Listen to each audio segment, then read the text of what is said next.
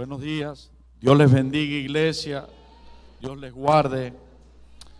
Continuamos en una actitud de adoración a nuestro Rey que está en medio nuestro. Padre, gracias porque puedo visualizar este momento que nos acercamos a tu presencia como ese día en que frente a Elías, en su prueba, en su dificultad, en su angustia, en su temor, en aquella cueva, le llamaste para hablar con él. Y tu palabra dice que pasó enfrente de él un torbellino, un viento recio, un fuego y varias cosas estremecedoras, y él buscaba, y tu presencia no estaba en aquel tumulto.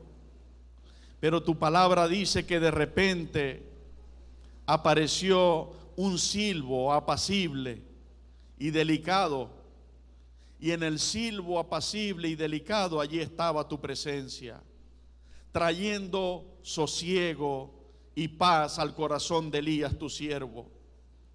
Dios mío, cada uno de mis hermanos y mi persona en esta vida, en este mundo, en el diario vivir, estamos mirando delante de nuestros ojos torbellinos, tempestades, pruebas, dificultades, problemas, muchas cosas que tratan de robarnos la paz y la confianza en ti.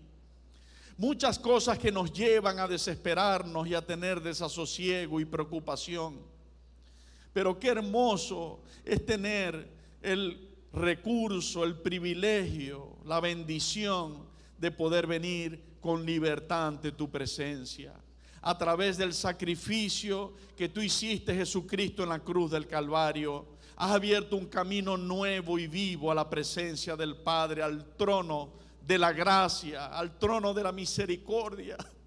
Dios mío, gracias, porque pudiéramos venir cargados, pero en tu presencia vamos a descansar.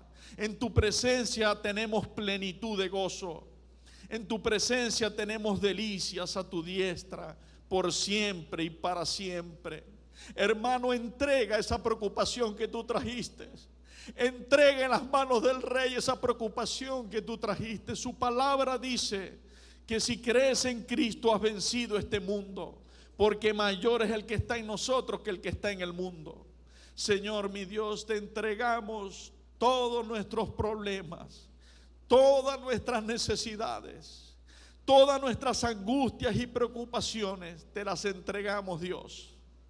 Tú nos sacarás del lodo cenagoso, tú nos levantarás del polvo y nos harás poner nuestros pies firmes, dice tu palabra, en lugar espacioso. Gracias, Dios mío, por esta mañana, donde podemos sentir el dulce abrazo de tu Espíritu Santo. Señor, en esta oración yo describo lo que siento en tu presencia, que es como un oasis que calma la tempestad de nuestra alma, que calma la preocupación de nuestros corazones, que sana nuestras heridas, que la confusión la cambia por entendimiento. Gracias, Señor. Bendito sea tu nombre, bendito y santo es tu nombre. Gracias. Quiero rendirme, Señor, a tu voluntad. Quiero pedirte que tu Espíritu Santo, como prometiste, no falte tu palabra en mi boca, y seas tú quien nos enseñe y nos instruya con sana sabiduría, con tu verdad, Señor. Guarda mi vida y mis labios, y que no hable ni más ni menos de lo que sea tu voluntad, mi Dios. Me rindo ante ti, Padre, Hijo, Jesucristo y Espíritu Santo. Tuyo soy, tuya es esta iglesia. Tú eres el Rey de esta congregación. Tú eres el Rey de cada una de nuestras vidas y de nuestra familia. Tú eres el Rey del universo entero, Jesucristo. Rey de reyes y Señor de señores. Tú eres el Señor de este lugar y de nuestras vidas. Tuya es toda la gloria, mi Dios. Amén y amén. Sean bienvenidos todos los que nos están visitando. Hoy es un servicio especial en el marco de esta apasionante serie amando su venida, vamos a tener una participación especial de nuestro grupo de teatro Más que Vencedores en una parte de la enseñanza. Y por lo tanto hoy los niños se quedan con nosotros y sabemos que Dios está en control de todo. Para comenzar el tema de hoy, vamos a buscar carta a los Romanos en el capítulo 11 y vamos a comenzar con la lectura allí. Nos ubicamos en la carta a los Romanos en el capítulo 11 y el verso 25. Reitero la bienvenida a todos los que nos están visitando y les pido que mantengamos una actitud de reverencia, de silencio, para que todos podamos aprovechar al máximo cada palabra de esta enseñanza y ministración en el nombre de Jesucristo. Romanos capítulo 11. Hoy estamos en una parte determinante y crucial donde Dios está poniendo fin a todas las huestes de maldad que han existido por todos los siglos hasta ahora. Estamos viajando a través de la profecía que Dios nos ha dejado en su palabra a ese momento donde el Señor suprimirá todo poder, venciendo toda potestad. Y se llama esta parte, todo Israel será salvo. La parte B de hoy es Gog y Magog. Y vamos a leer allí en el nombre del Padre, del Hijo y del Espíritu Santo. Dice: porque no quiero, hermanos, que ignoréis este misterio, para que no seáis arrogantes en cuanto a vosotros mismos, que ha acontecido Israel endurecimiento en parte, hasta que haya entrado la plenitud de los gentiles. Y luego todo Israel será salvo, como está escrito: vendrá de Sión el libertador, que apartará de Jacob la impiedad. Y este será mi pacto con ellos cuando yo quite sus pecados. Así que en cuanto al evangelio, son enemigos por causa de vosotros, pero en cuanto a la elección, son amados por causa de los padres, porque irrevocables son los dones y el llamamiento de Dios. Amén. Hasta allí lo dejamos por este momento. Es impresionante, pueden estar sentados, la manera como Dios ha profetizado y cumplirá la salvación, la defensa, la reedificación, la restauración y el establecimiento eterno de Israel y la unión de dos pueblos, para que por fin seamos uno solo, un pueblo de Dios, los israelitas y los cristianos. Todos seremos un pueblo en Cristo. Estamos llegando nada más y nada menos al anuncio profético dado por Dios sin precedentes, majestuoso, maravilloso, confirmado a través de varios y diferentes profetas en el Antiguo Testamento, que concuerda perfectamente con la revelación entregada a Juan de ese tiempo donde Dios suprimirá todo poder, tomará todo poder, venciendo de una vez y para siempre a Satanás y a todas sus huestes de maldad y a las masas de pueblo que hasta entonces persistirán en seguirle bajo su engaño. A través de muchos de sus profetas, el Señor lo ha anunciado de una manera majestuosa, ordenada y sistemática, confirmándolo a Juan y a nosotros, toda la iglesia de Cristo, a través del Apocalipsis, el libro de las revelaciones. Hoy lo estamos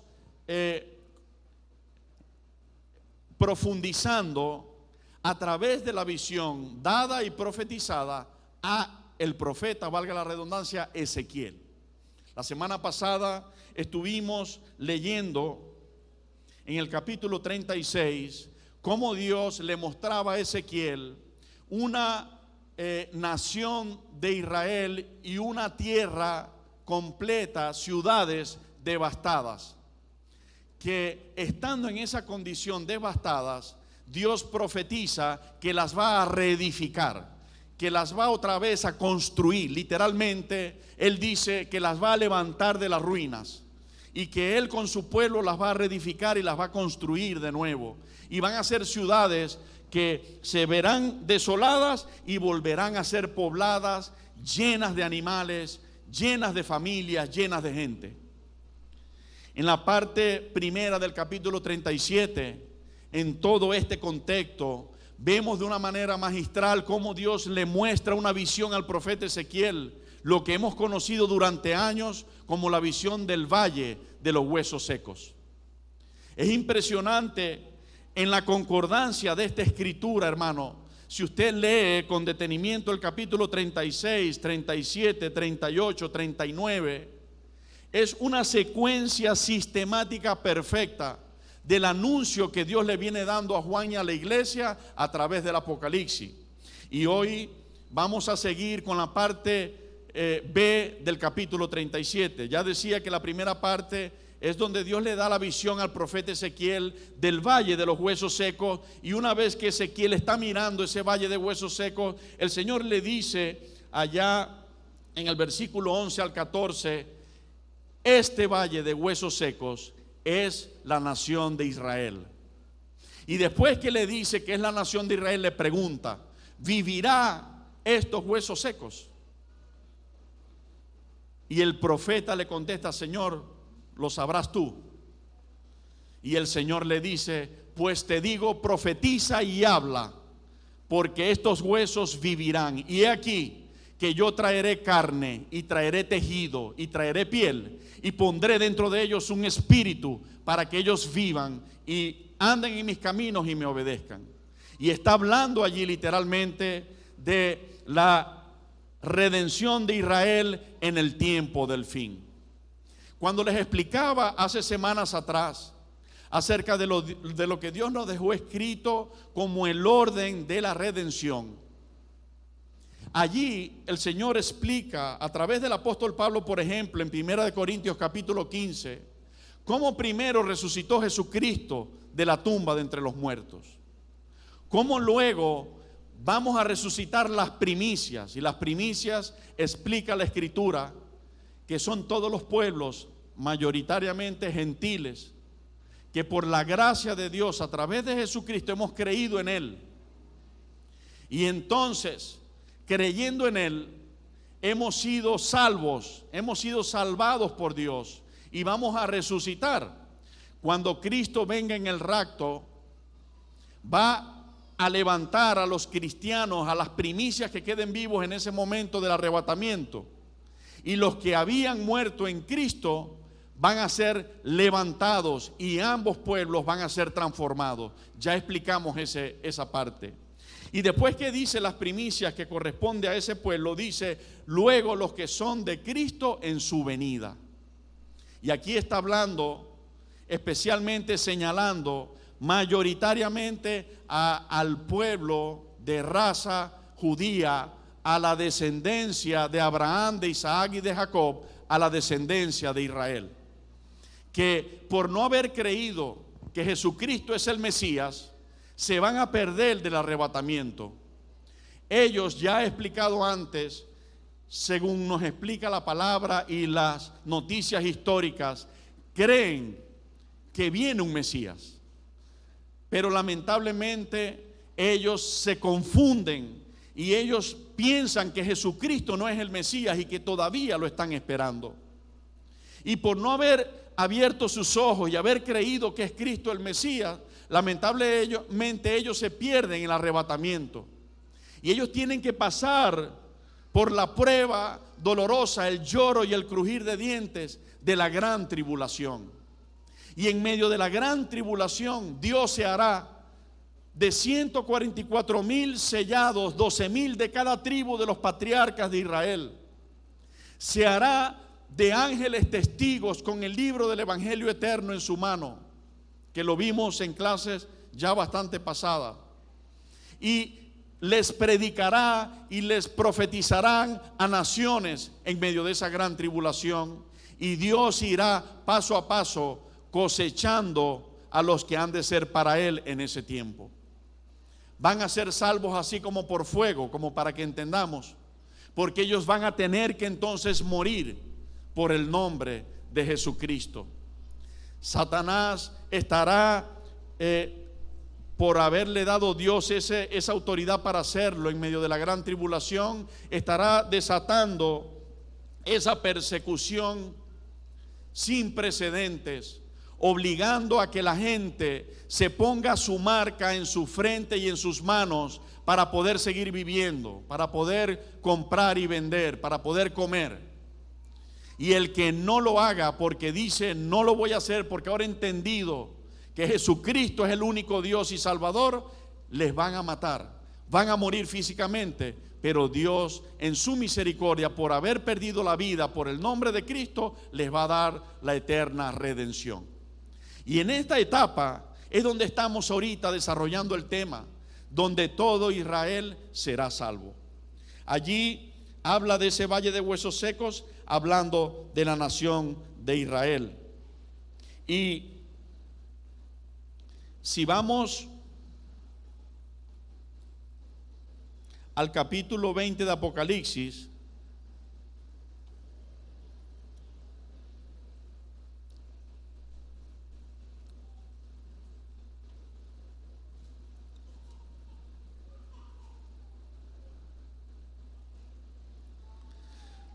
y miramos en el verso 4,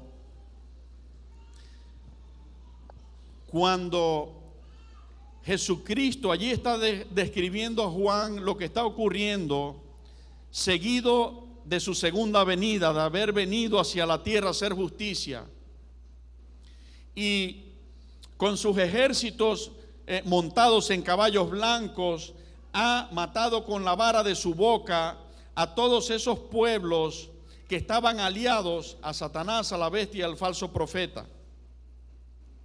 Y después que los mata y coloca a la bestia y al falso profeta en el lago de fuego, entonces en los primeros versículos del capítulo 20 vemos cómo el Señor ata al diablo, a Satanás, y lo neutraliza totalmente, colocándolo en un abismo, encerrándolo y colocándole un sello de autoridad de Dios sobre él para que no engañase más a las naciones. En el verso 3 lo vemos.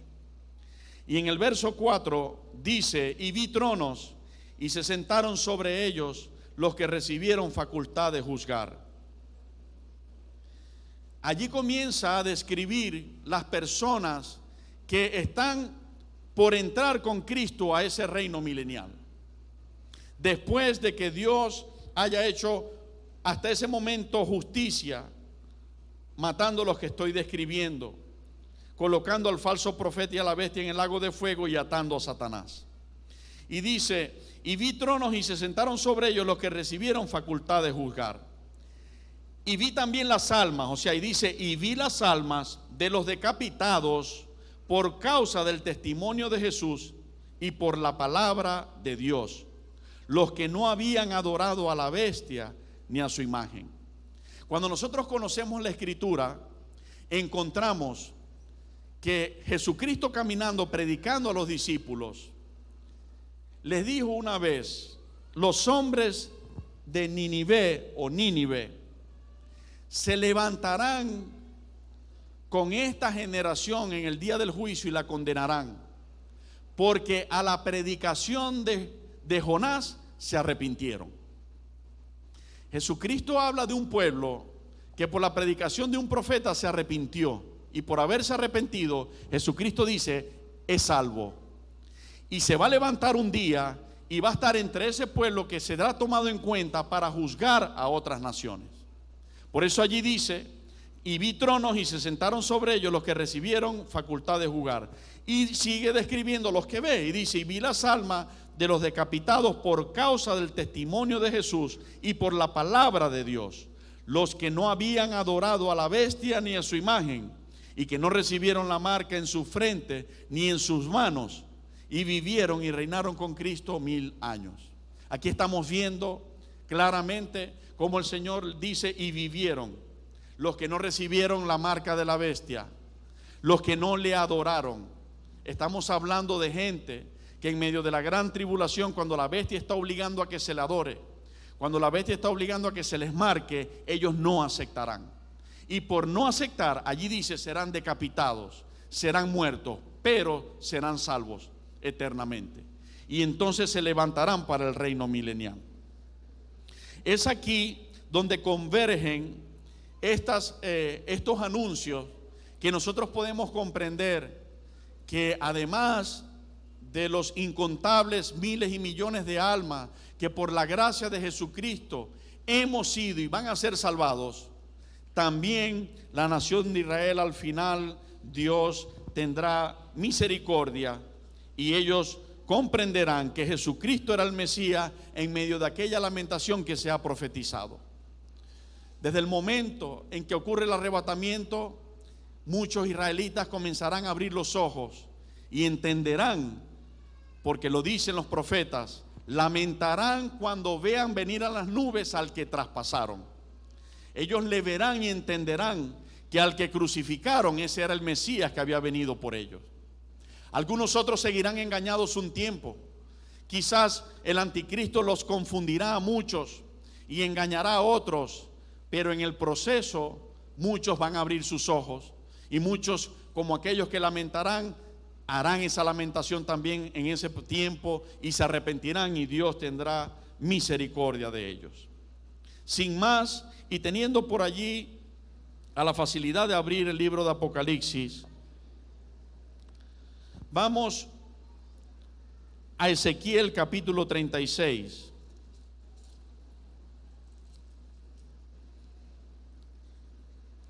Y a medida que nosotros vamos, por la gracia de Dios, por su misericordia, entendiendo que estas escrituras tienen que ver de aquello, vamos comprendiendo que lo que viene es maravilloso. Hoy estamos terminando con un tema que para un gran número de masas de pueblo es un tema duro, porque estamos hablando de masas de pueblo que con todo y lo que ha pasado y con todo y lo que Cristo ha hecho, persisten en darle la espalda a Dios y a Jesucristo, el único camino al Padre.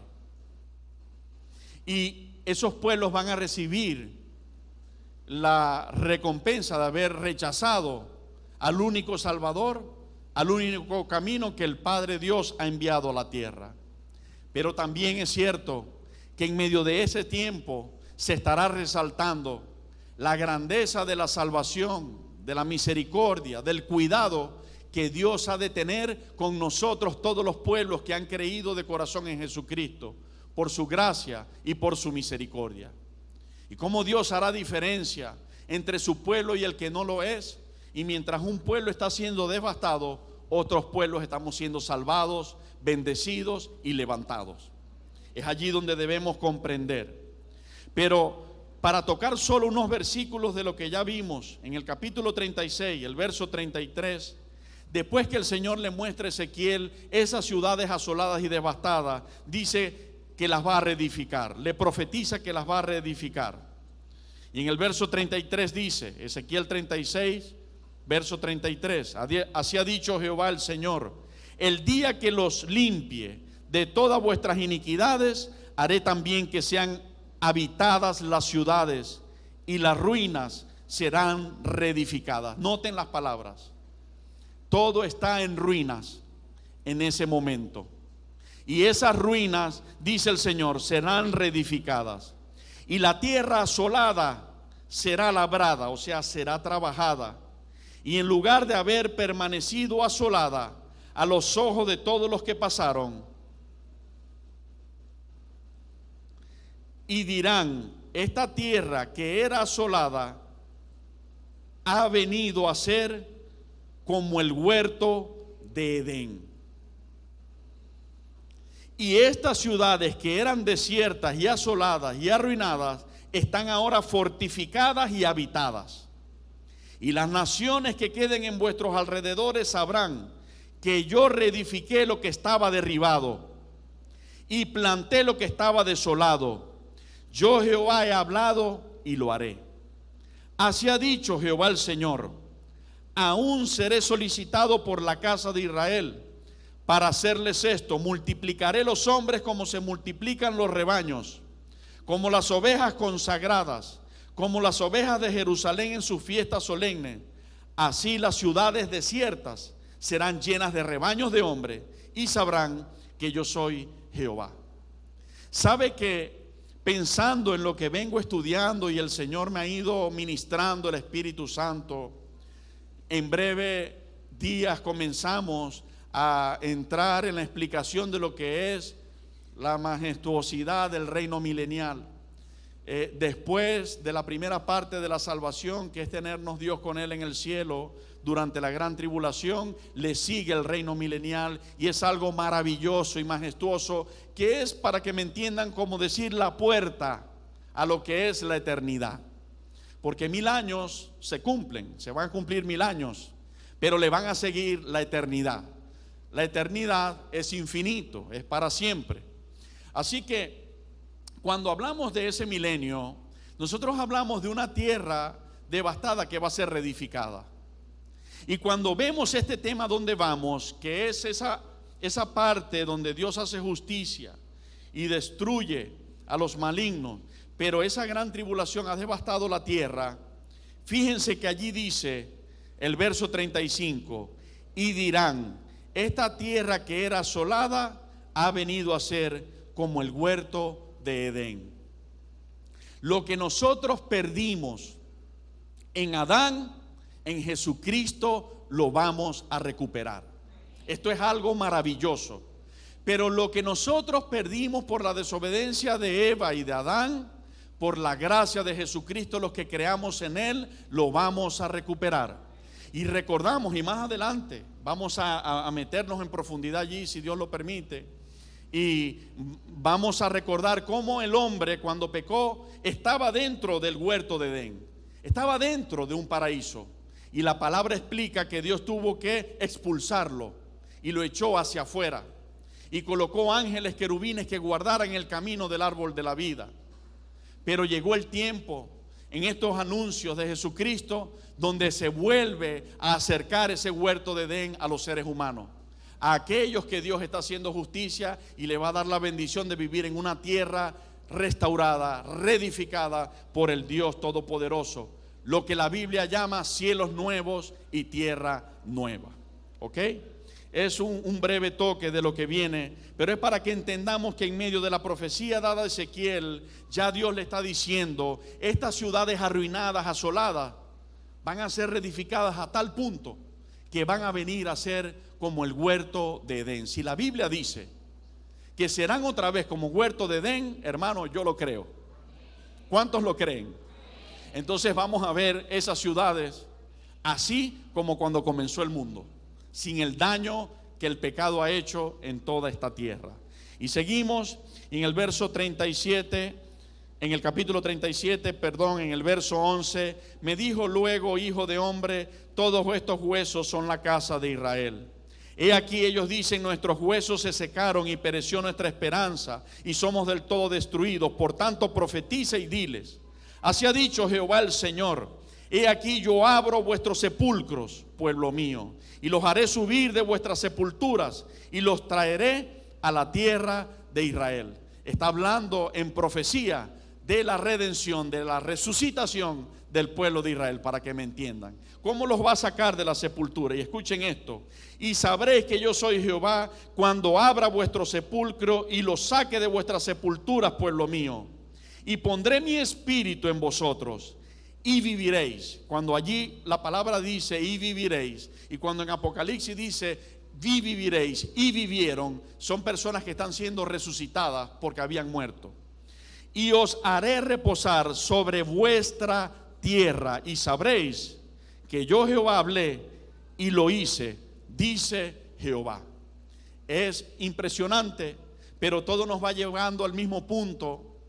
Y allá en Oriente, donde estaba un huerto en Edén, cuando sean resucitados, el Señor va a poner su Espíritu Santo en ellos Y ellos le van ahora a amar y a obedecer, y entonces van a reposar sobre su tierra Israel. Allí lo estamos leyendo. Esta tierra que Satanás siempre ha querido destruir, pero que Dios va a levantar bandera al fin. Quiero pedirle a mis hermanos diáconos que ayuden a los hermanos que están llegando a la congregación a ubicarlos, porque estamos llenos. De repente en algunas sillitas adicionales, aprovechar todos los espacios y que todos podamos estar cómodos para escuchar el mensaje. Ok.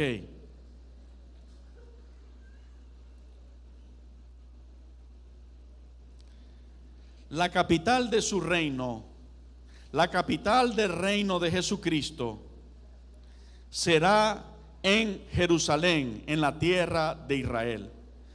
Entonces vamos ya a lo que corresponde al tema principal del día de hoy, que es capítulo 37 del profeta Ezequiel, desde el versículo 15, y comenzamos con esta parte majestuosa que titulé La unión de dos pueblos en Cristo. Escuchen esto: la unión de dos pueblos en Cristo. Vamos a seguir en la secuencia cómo Dios, repito, sistemáticamente, ordenadamente, le muestra al profeta Ezequiel el orden de los acontecimientos que concuerdan perfectamente con lo mostrado a Juan en el libro del Apocalipsis y las revelaciones. Vamos a acomodarnos tranquilitos, tratando de mantener la reverencia y el silencio para que no interrumpamos a los demás. Y nos ubicamos en el verso 15. Comenzamos la lectura de la palabra allí. Ezequiel 37:15 dice: vino a mí palabra de Jehová diciendo. Acuérdense de esto, antes de seguir, acuérdense de esto. Venimos leyendo capítulo 36. Dios sigue hablando con el profeta. Nosotros lo vemos humanamente dividido por números de capítulos, pero entendamos, es una conversa y una comunión que tiene el Espíritu de Dios con el profeta Ezequiel en el momento, y esto es una secuencia. Nosotros vemos capítulos para identificarnos en el libro, pero es una secuencia de lo que Dios le viene mostrando. Aquí viene lo seguido a la profecía del valle de los huesos secos resucitados con espíritu en ellos, ¿ok? Y dice: vino a mí palabra de Jehová diciendo: hijo de hombre, toma ahora un palo y escribe en él para Judá y para los hijos de Israel, sus compañeros. Toma después otro palo y escribe en él para José, palo de Efraín, y para toda la casa de Israel, sus compañeros. Júntalos luego el uno con el otro, para que sean uno solo, y serán uno solo en tu mano. Y cuando te pregunten los hijos de tu pueblo diciendo: ¿no nos enseñarás qué te propones con eso? Diles: así ha dicho Jehová el Señor. He aquí, yo tomo el palo de José que está en la mano de Efraín, y a las tribus de Israel sus compañeros, y los pondré con el palo de Judá, y los haré un solo palo, y serán uno en mi mano. Y los palos sobre los que escribas estarán en tu mano delante de sus ojos. Y les dirás: así ha dicho Jehová el Señor, he aquí, yo tomo a los hijos de Israel de entre las naciones a las cuales fueron, y los recogeré de todas partes, y los traeré a su tierra, y los haré una nación en la tierra, en los montes de Israel, y un rey será a todos ellos por rey. Un rey será a todos ellos por rey. Y nunca más serán dos naciones, ni nunca más serán divididos en dos reinos, ni se contaminarán ya más con sus ídolos, con sus abominaciones y con todas sus rebeliones. Y los salvaré de todas sus rebeliones con las cuales pecaron, y los limpiaré, y me serán por pueblo, y yo a ellos por Dios. Mi siervo David, escucha iglesia, mi siervo David será rey sobre ellos, y todos ellos tendrán un solo pastor, y andarán en mis preceptos, y mis estatutos guardarán, y los pondrán por obra. Habitarán en la tierra que di a mi siervo Jacob, en la cual habitaron vuestros padres, en ella habitarán ellos, sus hijos y los hijos de sus hijos para siempre. Y mi siervo David será príncipe de ellos para siempre, y haré con ellos pacto de paz, pacto perpetuo, o sea, pacto para siempre, será con ellos, y los estableceré y los multiplicaré, y pondré mi santuario entre ellos para siempre. Estará en medio de ellos mi tabernáculo, y seré a ellos por Dios, y ellos me serán por pueblo. Y sabrán las naciones que yo, Jehová, santifico a Israel, estando mi santuario en medio de ellos para siempre. El Señor comienza con una explicación lógica y natural, hablando de unos palos, hablando de descendencias. Y es para que el profeta y nosotros los pueblos de Dios entendamos aquella alegoría que el Espíritu Santo dio al apóstol Pablo, y hace días compartía con ustedes, donde dice que las ramas del árbol que es Dios, el árbol es Dios, las ramas son Israel, fueron desgajadas, y en el lugar del desgajo de las ramas que son Israel, fuimos injertados los olivos silvestres. ¿Se acuerdan de eso? Que los olivos silvestres venimos a ser los pueblos gentiles de la tierra. Cuando decimos gentiles, la Biblia habla de pueblo que no es de la raza de las 12 patriarcas de Israel o de las tribus de Israel. Entonces Dios está explicando que espiritualmente con un árbol lo que ocurre, y dice que Él nos injerta en la desobediencia de las ramas que son echadas, injerta a los olivos silvestres que somos nosotros. Pero explica allí Dios a través del apóstol que luego que haya entrado toda la plenitud de los gentiles a esa salvación en Dios, entonces ese Israel, que son esas ramas que habían sido desgajadas, también vendrán a ser parte del árbol de nuevo. ¿Ok? Entonces estamos viendo ahora que Dios le está hablando al profeta Ezequiel y le habla de dos palos. Pero esos palos tienen un simbolismo de nombres de tribus. Y si ustedes notan, Él está hablando de la tribu de Judá y está hablando de la descendencia de Israel. Está hablando el Señor en profecía, simbólicamente, de toda la descendencia que será salva, que cree en Jesucristo, y está hablando de toda la descendencia de Israel, que en un tiempo creerán en Jesucristo y serán hechos, o seremos hechos, un solo pueblo. ¿Cómo podemos nosotros entender los descendientes? ¿Quiénes son el palo de los descendientes de Judá? A ver, vamos a hacer un ejercicio. ¿De dónde, de qué tribu ha venido nuestra cabeza y nuestro Salvador, el Mesías Jesucristo? ¿De cuál tribu? De la tribu de Judá. Por eso se le dice el león de la tribu de Judá. ¿Ok? Dios está profetizando, va a haber una descendencia. Va a haber una descendencia de esta tribu muy grande, un pueblo muy grande, incontable. Y por haberse hecho descendencia mía a través de Jesucristo, que nace de esta tribu, el tiempo que los israelitas no crean que Jesucristo es el Mesías, van a ser sus enemigos. Porque los israelitas van a creer que nosotros somos herejes y que estamos creyendo en un falso Mesías. Pero llegará el tiempo donde ese otro palo, que es la raza de Israel, también va a creer en el mismo Mesías. En el mismo Mesías que hemos creído los descendientes de Jesucristo, de la tribu de Judá. Por la fe en Jesucristo hemos sido hechos, así para que me entiendan, de esa tribu, espiritualmente hablando. En ese tiempo ellos lamentarán, es lo que he venido explicando. Ellos lamentarán, entenderán que Jesucristo sí era el Mesías, y ellos comenzarán a poner toda su confianza y todas sus fuerzas y toda su fe en el Cordero, en el Mesías Salvador. Y allí se cumplirá la palabra profetizada desde tiempos antiguos hasta el libro de Apocalipsis, Dios no ha parado de decir que Dios al final va a levantar a su pueblo Israel. Cuando en esta hora esté cumpliéndose esta profecía, cuando ellos estén decidiendo creer en Jesucristo, los dos palos, que son los dos pueblos, se unen en uno solo. Porque ahora los dos pueblos, las dos masas de miles de millones, tienen un mismo Dios.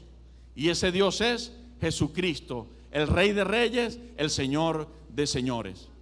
Allí habla de dos descendencias, de dos palos, y habla de un solo rey y un solo pastor. ¿Lo notaron en la lectura? Y cuando habla de un solo rey y un solo pastor, habla de David. A menudo los que estudiamos la Biblia lo sabemos. A menudo la escritura, para referirse a Jesucristo en el Antiguo Testamento, habla de David o el de descendiente del David. Por ejemplo, cuando Jesús entró sobre el pollino a Jerusalén, decía una de las alabanzas que le exaltan es al hijo de David. Pero nosotros sabemos que él no es hijo de David, que él es hijo del Dios eterno. Es de la tribu de donde él vino, para que entendamos. José, su padre terrenal, viene como descendiente de Judá y de David. Cuando allí se está hablando de que habrá un rey, y ese rey será David y será un solo pastor para todas las naciones y pueblos, claramente está hablando de Jesucristo cuando esté estableciendo su reino allá, poniendo sus pies en el monte de los olivos. La unión por fin y para siempre de los dos pueblos, los israelitas y los cristianos, unidos por Cristo y en Cristo para reinar juntos por siempre. David es tipología en la profecía de Cristo. Judá de los cristianos, Israel, de los israelitas. Ellos, los israelitas, han sido muertos ahora por el nombre de Cristo. Si vamos a Apocalipsis, vamos un momento allá sin perder el capítulo de Ezequiel, para que vamos comparando las profecías. Apocalipsis capítulo 13. Y nos ubicamos en el verso 6 al 9.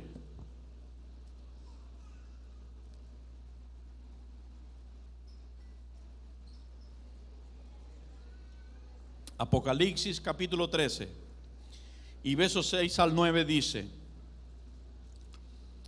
y abrió su boca en blasfemias contra Dios, para blasfemar de su nombre, de su tabernáculo y de los que moran en el cielo. Y se le permitió hacer guerra contra los santos y vencerlos. También se le dio autoridad sobre toda tribu, pueblo, lengua y nación. Y la adoraron todos los moradores de la tierra, cuyos nombres no estaban escritos en el libro de la vida del Cordero, que fue inmolado desde el principio del mundo. Si alguno tiene oído, oiga. Notemos allí en esa lectura que los santos son muertos, porque dice que se le permitió a la bestia hacer guerra contra los santos y vencerlos. Pero ¿en qué marco está hablando? Está hablando, repito, en el lloró y el crujir de dientes de la gran tribulación por no haber creído antes en Jesucristo el Mesías. ¿Verdad? Están pasando por ese juicio, y en medio de ese juicio ellos deciden creer en Cristo, y por creer en Cristo son hechos santos. Por eso la Biblia allí, aún estando en la tribulación, les llama santos. Y dice que a la bestia en ese tiempo se le permitirá hacer guerra contra ellos y vencerlos. Y habla de otros. Los santos son muertos, los que adoran a la bestia aún no lo son. Si ustedes notan en la lectura, dice que se les permitió hacer guerra contra los santos y vencerlos, y también se les dio autoridad sobre toda tribu, pueblo, lengua y nación, y la adoraron todos los moradores de la tierra, cuyos nombres no estaban escritos en el libro de la vida del Cordero, que fue inmolado desde el principio del mundo. Esto concuerda perfectamente, vamos al capítulo 20, ahí en Apocalipsis, Y leemos otra vez en el verso 4 y dice: y vi tronos, y se sentaron sobre ellos los que recibieron facultad de juzgar, y vi las almas de los decapitados por causa del testimonio de Jesús y por la palabra de Dios, los que no habían adorado a la bestia ni a su imagen, y que no recibieron la marca en su frente ni en sus manos, y vivieron y reinaron con Cristo 1000 años. En resumen, este pueblo, allí en la presión del anticristo, no va a doblegar, y el anticristo hará guerra contra ellos y los vencerá. O sea, los vencerá la vida física, los matará. Pero ellos, por haber muerto por el nombre de Cristo, recuperarán su salvación eterna. Mientras que los otros, que no aguantan esa presión, prefieren doblegar, declinar de proclamar y creer en Cristo, que le pongan la marca de la bestia y la adoran. Y lamentablemente lo máximo que podrían conseguir sería durar unos cuantos días o años más en medio de aquella devastación. Para ilustrarlo, yo he dicho como máximo 7 años, porque se dice que el periodo de la gran tribulación es muy posible que dure aproximadamente 7 años. Así que podríamos estar diciendo que esa gente que por no aguantar esa presión, porque se quedó cuando Cristo vino por la iglesia, por no prepararse, y no aguantar esa presión del diablo allí haciéndolos pasar hambre y obligándolos a adorarle, se dobleguen para que el diablo no los mate de una vez. Simplemente lo que están es perdiendo su salvación eterna, extendiendo la vida física por unos días más en medio de una devastación. En pocas palabras, hermano, no vale la pena. ¿Me expliqué? Es lo que Dios quiere que entendamos. No vale la pena. No vale la pena. Por eso Cristo dijo: el que quiera salvar su vida, esa gente querrá salvar su vida y se pondrá la marca y adorará a la bestia. Jesucristo dice: el que quiera salvar su vida, la perderá. Pero el que pierda su vida por causa de mí, para vida eterna, la encontrará. Y allí, cabalmente, esa palabra cobrará toda su fuerza y se cumplirá a plenitud. Es majestuoso, es maravilloso. Dios sigue en su misericordia dándonos el entendimiento y el denuedo para poder disfrutar de estas riquezas que el Señor nos dejó para instruirnos y prepararnos. Entonces resucitan para vivir y reinar con Cristo, y las primicias nosotros 1000 años. Luego ser galardonados en el juicio ante el gran trono blanco, y luego estar para siempre en victoria en la presencia del Señor, consolados por siempre y para siempre en la eternidad. Al cumplirse los 1000 años, Satanás será suelto de su prisión, y los otros muertos, estos son los seres humanos malos, los impíos, lo que la Biblia describe que ni aun con todo eso se volvieron a Dios y se volvieron a Cristo. Los que dice allí cuando va a comenzar el reino milenial, y los otros muertos no volvieron a vivir hasta que se cumplieron 1000 años. Que no se volvieron a Cristo, vivirán, y Satanás los saldrá a engañar con el fin, con el propósito de reunirlos para la batalla, y subirán sobre la anchura de la tierra, y vendrán y rodearán el campamento de los santos y la ciudad amada. Y de Dios descendió fuego. Cuando la Biblia dice allí, yo quiero que estemos en Apocalipsis capítulo 20 y nos ubicamos en esto que estoy relatando en el verso 7. Cuando los 1000 años se cumplan, Satanás será suelto de su prisión y saldrá a engañar a las naciones que están en los 4 ángulos de la tierra, a Gog y a Magog, a fin de reunirlos para la batalla. ¿Cuál es el fin y el propósito de él engañarlos? Reunirlos para la batalla. El número de los cuales es como la arena del mar. Y subieron sobre la anchura de la tierra y rodearon el campamento de los santos. Cuando Dios le muestra a Juan la tierra desde un lugar que él puede mirarla toda, él ve que la tierra a lo ancho de ella es lleno de multitudes. Y es allí donde entendemos lo que les explicaba hace unas clases, donde se suman todos los seres humanos muertos. Ya lo vamos a ver a más profundidad con las bases bíblicas. Los descendientes desde los tiempos de Noé hasta los tiempos de la venida de Jesucristo, de la segunda venida de Jesucristo, que están siendo muertos. Imagínense ustedes ese número que estadísticamente pusimos allí, que yo estoy seguro que no es perfecto. Puede ser más, puede ser menos, pero no, es un número tan grande de personas que han subsistido sobre la tierra durante todos los años, desde Noé para acá.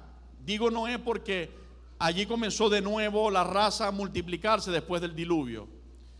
Y estábamos enredados.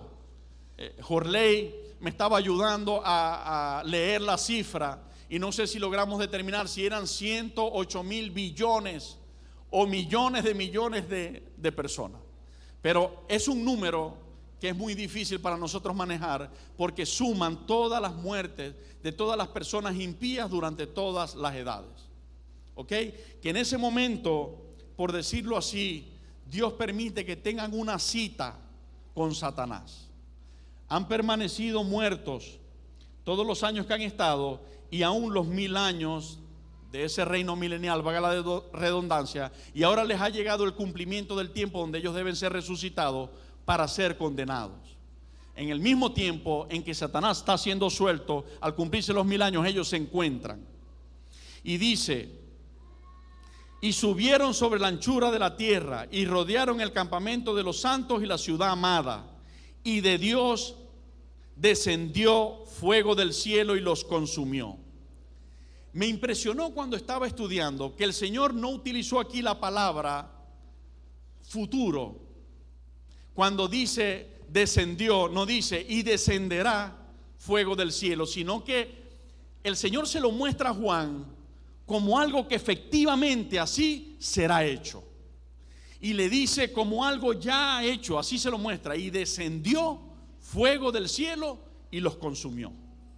Y el Señor me inquietaba a que escribiera que es algo que es dado por hecho, cuando habiéndolo profetizado, allí no lo abra en una palabra futura, sino lo abra como una palabra ya ejecutada. ¿Ok? Entonces dice: y subieron sobre la anchura de la tierra y rodearon el campamento de los santos y la ciudad amada, y de Dios descendió fuego del cielo y los consumió. Y el diablo que los engañaba fue lanzado en el lago de fuego y azufre, donde estaban la bestia y el falso profeta, y serán atormentados día y noche por los siglos de los siglos. Ok, nosotros venimos con el estudio aquí en Apocalipsis.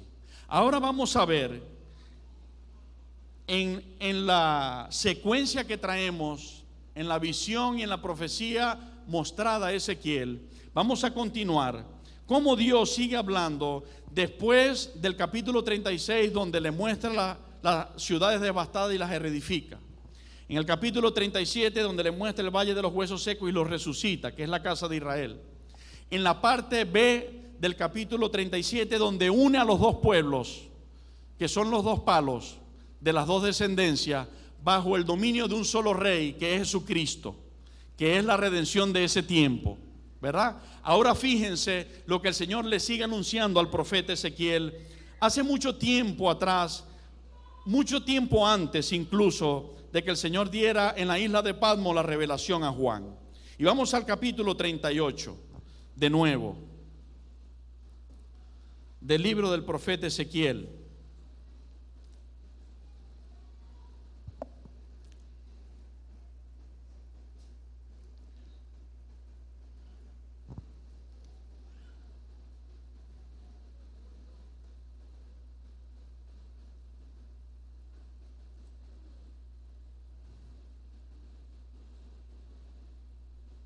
Ok. Allá leemos que Satanás será suelto de su prisión, que saldrá a engañar a las naciones que están en los 4 ángulos de la tierra, dice a Gog y a Magog, para venir contra Jesucristo y la ciudad amada. ¿Ok?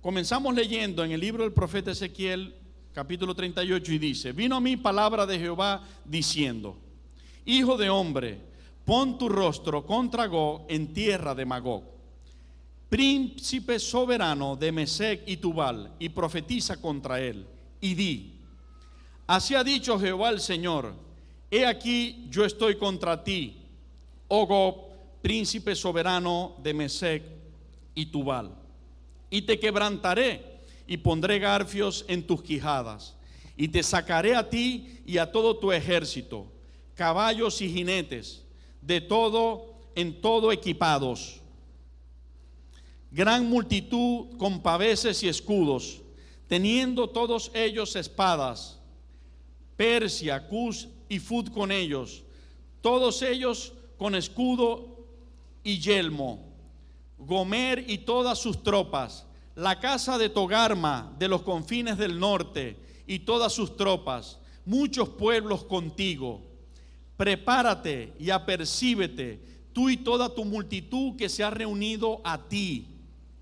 Fíjense cómo Dios le viene hablando a Ezequiel en tiempos antiguos acerca de esta profecía. Directamente le habla de Gog y Magog, Mesec y Tubal. ¿Por qué Dios habla de esto? Y quiero explicarle la investigación que estuve haciendo acerca de lo que significa en ese simbolismo Gog y Magog.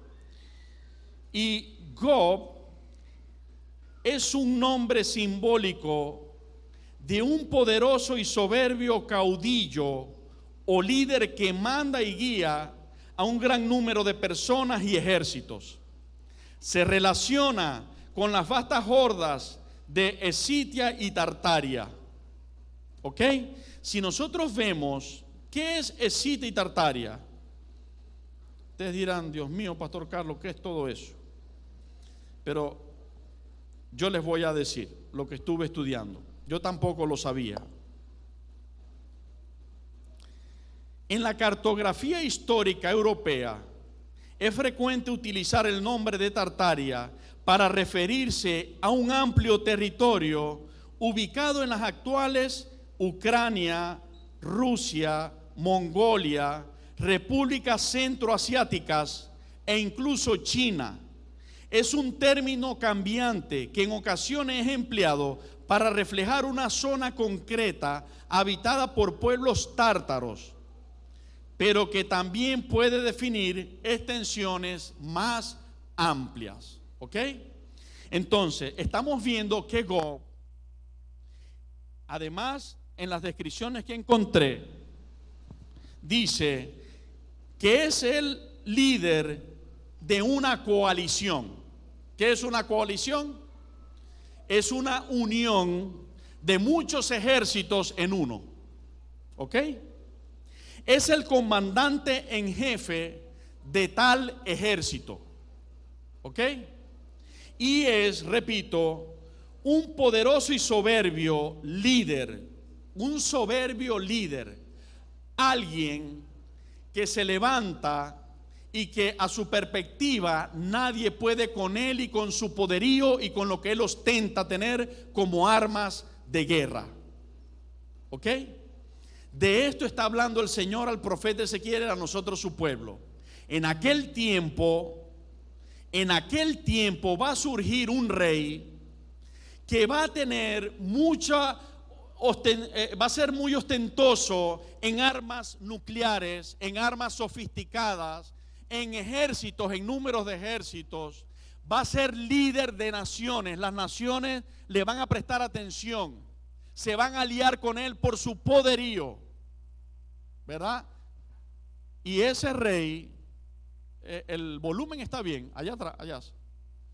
¿Se escucha bien atrás? Ok, gloria a Dios. Y ese rey, ¿verdad?, va a ser la cabeza de esas masas para traerlas a la batalla contra Jesucristo y la ciudad amada. Esto es Gog. Esto simboliza a Gog, una cabeza, un líder soberbio, altivo, ostentando muchas armas. Permiso.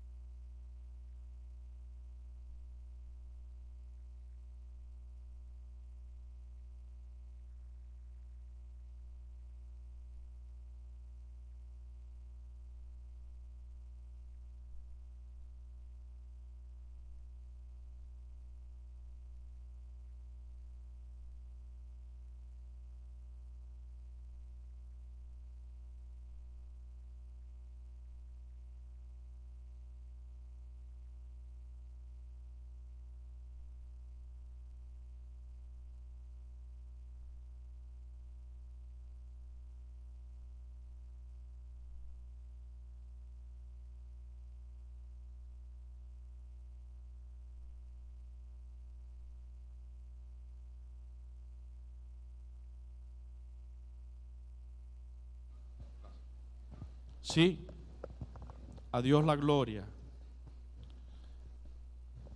Mayor es el que está en nosotros que el que está en el mundo. El Señor nos da la victoria. Ok. Entonces, este Gog representa a esa cabeza líder que mueve masas, ejércitos, que tiene la capacidad política para que las naciones se alineen a él, se alineen a su país, se alineen a su nación, ¿ok? Y habla de Magog. ¿Qué es Magog? Magog es el pueblo descendiente de Jafet, hijo de Noé, de cuya descendencia se llenó la tierra después del diluvio. Fíjense esto. ¿Qué tendrá que ver que Dios en el medio de los tiempos le haya profetizado a Ezequiel del fin de los tiempos y hable de la guerra de Armagedón y esté diciéndole al profeta que los ejércitos que se van a reunir para venir contra Cristo y contra la ciudad amada lo van a componer personas que vienen desde los descendientes de Noé? Es para que entendamos lo que antes les había dicho por la gracia de Jesucristo entendido, de que se pregunta el pueblo cristiano: cuando Satanás sea suelto de su prisión, ¿a quién saldrá a engañar? ¿A cuáles son esas naciones en los cuatro ángulos de la tierra que él sale a engañar? Luego, en el desarrollo del reino milenial, vamos a estudiar otras posibilidades que son como la parte B o menos representativa. Pero les estoy hablando con base y con firmeza de que la base principal de ese gran número de ejércitos son todos los descendientes de los seres humanos, desde los tiempos de Noé hasta el tiempo de la venida de Jesucristo, que nunca creyeron en Cristo y quisieron caminar con Dios. Todos los seres humanos que murieron en perdición, que serán resucitados para destrucción.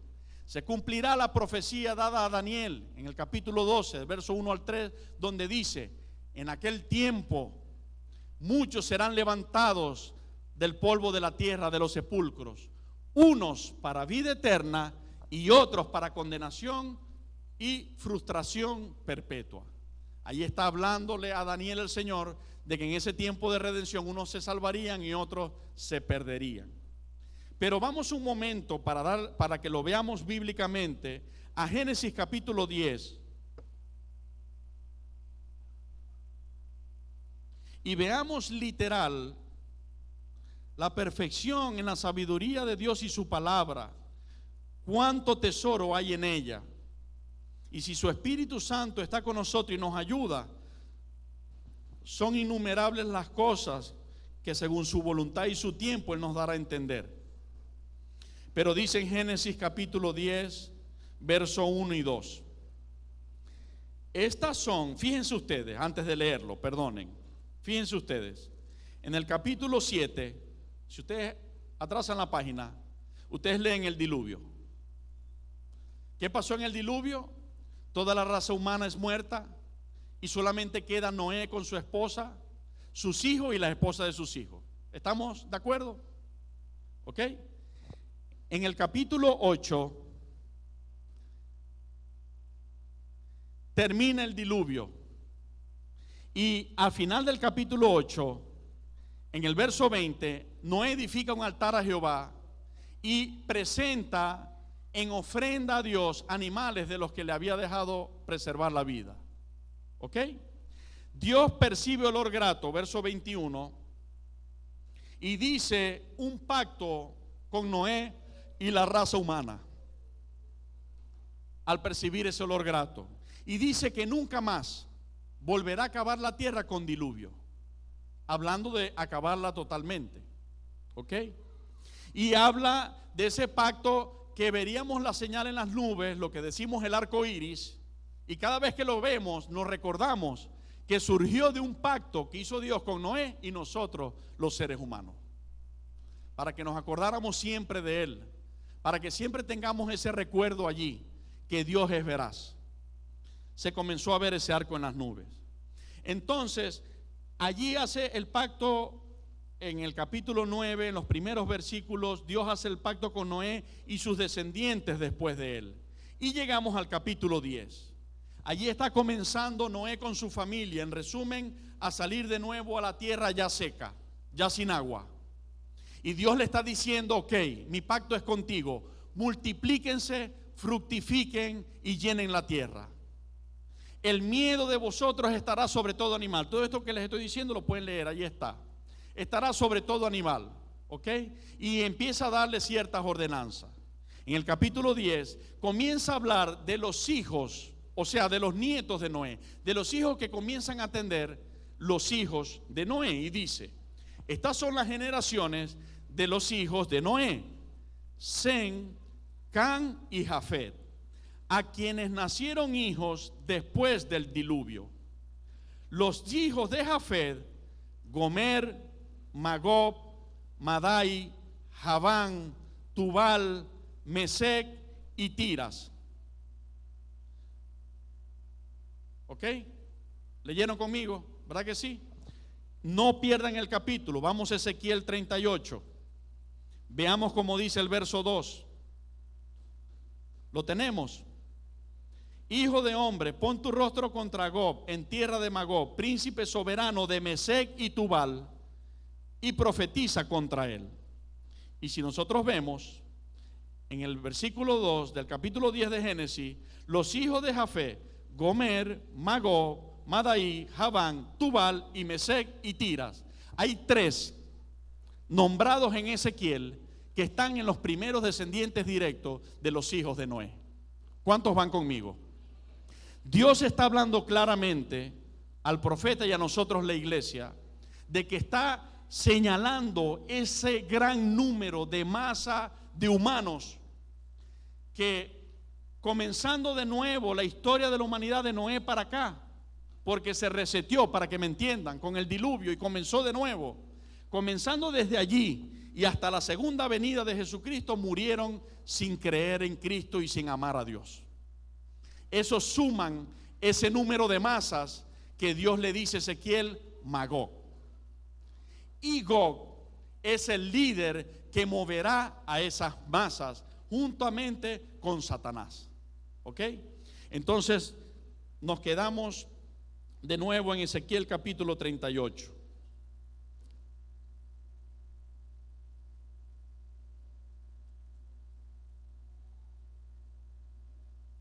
Es por eso que enumeramos a todos los que han muerto desde los tiempos de Noé hasta la segunda venida de Jesucristo, y son miles de millones que subirán sobre la anchura de la tierra con el objetivo de Jerusalén. Pero allí el Señor cumplirá la sentencia y los destruirá. Vamos a ver, a la luz de 3 pasajes bíblicos, el cumplimiento de esa sentencia. Isaías, sin perder, repito, el capítulo 38 de Ezequiel. Vamos a Isaías 59.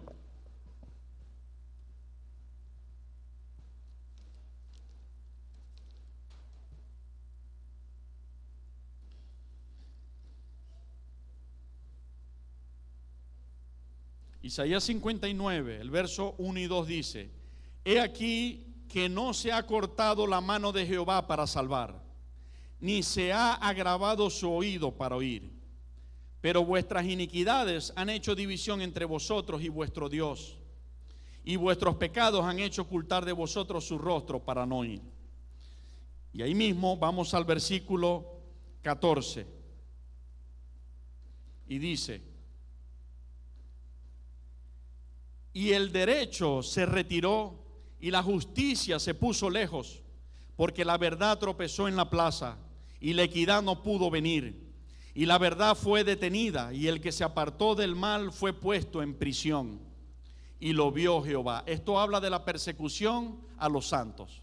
Esto habla de los cristianos. Ustedes saben que hoy en Israel no pueden vivir cristianos abiertamente. Y no solamente en Israel, en muchas tierras de allá. Hace poco vimos con dolor la devastación, la muerte y la tristeza que dejó el paso de un terremoto en Turquía.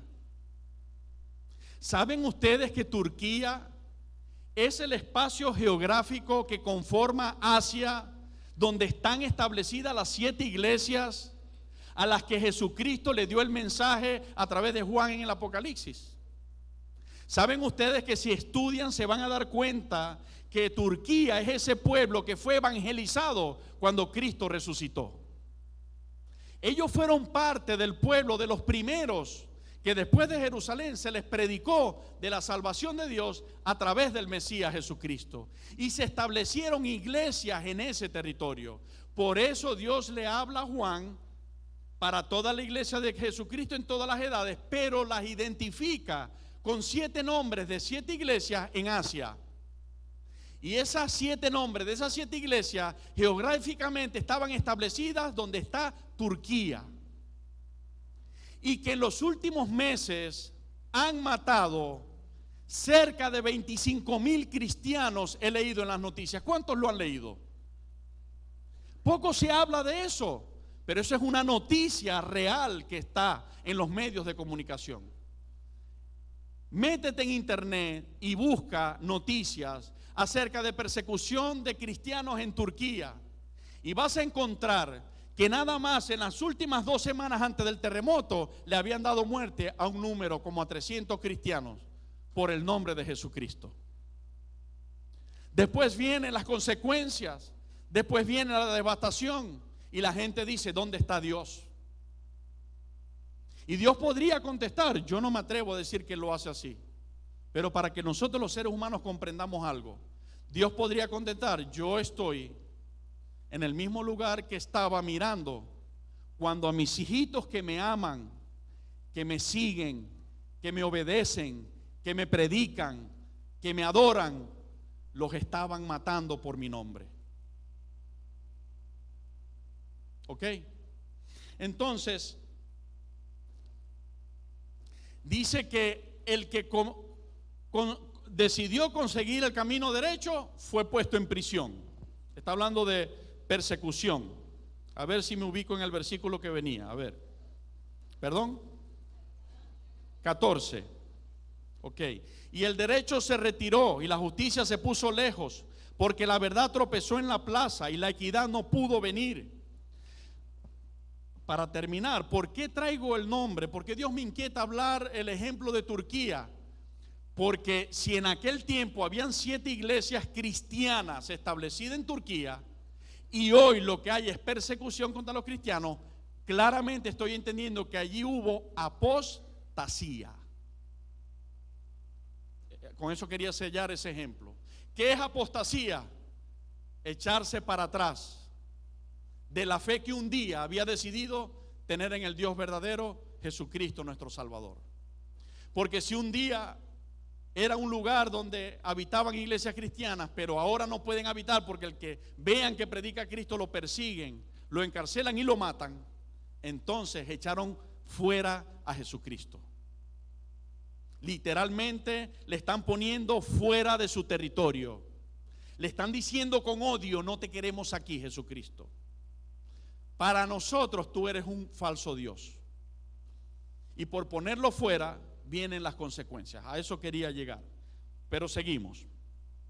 Y la verdad fue detenida y el que se apartó del mal fue puesto en prisión. Y lo vio Jehová y desagradó a sus ojos porque pereció el derecho. Y vio que no había hombre y se maravilló que no hubiera quien se interpusiese y lo salvó su brazo y le afirmó su misma justicia. Pues de justicia, fíjense esto, lo salvó su brazo y lo afirmó su misma justicia. ¿Quién ha hecho justicia para que nosotros podamos ser llamados justos delante de Dios? Pregunto, ¿somos llamados justos delante de Dios porque somos nosotros perfectos? Porque Jesucristo, siendo perfecto, tomó mi lugar, que soy un imperfecto, y tomó tu lugar, que eres un imperfecto. Y entonces por eso dice, lo afirmó su propia justicia, no la nuestra. ¿Cómo podríamos en algún momento engolfarnos y decir, porque yo sí soy salvo, porque yo sí soy bueno? Jamás de los jamases. Por la gracia de Jesucristo, por su misericordia, nosotros éramos los peores y por su amor nos alcanzó. Tomó nuestro lugar en la cruz, recibió el castigo que tú y yo deberíamos haber recibido, y por su justicia hemos sido nosotros justificados. Y miren que habla de esto, como dicen los siguientes versículos. Y lo salvó su brazo y le afirmó su misma justicia, pues de justicia se vistió como de una coraza, con yelmo de salvación en su cabeza, tomó ropas de venganza por vestidura. Cuando estoy leyendo, el Espíritu Santo me lleva a recordar Efesios. ¿Cuántos recuerdan Efesios capítulo 6? Vestidos con la coraza de justicia y con el yelmo de la salvación. ¿Cuántos recuerdan? ¿Se dan cuenta la perfección de la Escritura? A lo largo de los años, con diferentes autores inspirados por el Espíritu Santo de Dios. ¿Se dan cuenta lo que me estoy dando cuenta ahora? Ok. Con yelmo de salvación en su cabeza, tomó ropas de venganza por vestidura y se cubrió de celo como de manto, como para vindicación, como para retribuir con ira a sus enemigos y dar el pago a sus adversarios. El pago dará a los de la costa. Y temerán desde el occidente el nombre de Jehová, y desde el nacimiento del sol su gloria. Escuche, iglesia, porque aquí este es otro profeta, este es Isaías. Y aquí también el Señor le muestra a este otro profeta, Isaías, cómo vendrá. Gloria a Dios. Fíjense que nadie estaba en la consola del sonido y de repente se desbarajusta como si alguien le hubiera subido el volumen. Pero el Señor reprende al diablo y nos da la victoria en Jesucristo. Entonces, a través del profeta Isaías también Dios le da a ver cómo va a venir ese río de gente sobre la tierra en contra de la ciudad amada y de nosotros los santos, que vamos a estar allí con Cristo. Debes saberlo. Vamos a ser defendidos por Cristo en ese lugar, ya siendo un solo pueblo con los israelitas. Va a ser algo maravilloso. Y cómo el Señor levantará bandera y defenderá. Miren cómo lo dice. Y temerán desde el occidente el nombre de Jehová, y desde el nacimiento del sol su gloria.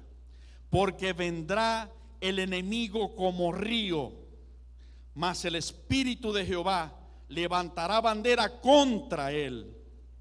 Y vendrá el Redentor a Sión, y a los que se volvieren de la iniquidad en Jacob, dice Jehová. Y este será mi pacto con ellos, dijo Jehová. El Espíritu mío que está sobre ti y mis palabras que puse en tu boca no faltarán de tu boca, ni de la boca de tus hijos, ni de la boca de los hijos de tus hijos, dijo Jehová, desde ahora y para siempre. A mí me estremece porque dice: y vendrá el Redentor a Sión, y a los que se volvieren de la iniquidad en Jacob, mostrado Isaías. Pero vamos a ver cuando Dios se lo está dando al apóstol Pablo, escribiéndonos a la iglesia a través de la carta a los romanos, y cómo es las mismas palabras del Espíritu Santo. Y vamos un momento, Romanos capítulo 11, sin perder allí el libro.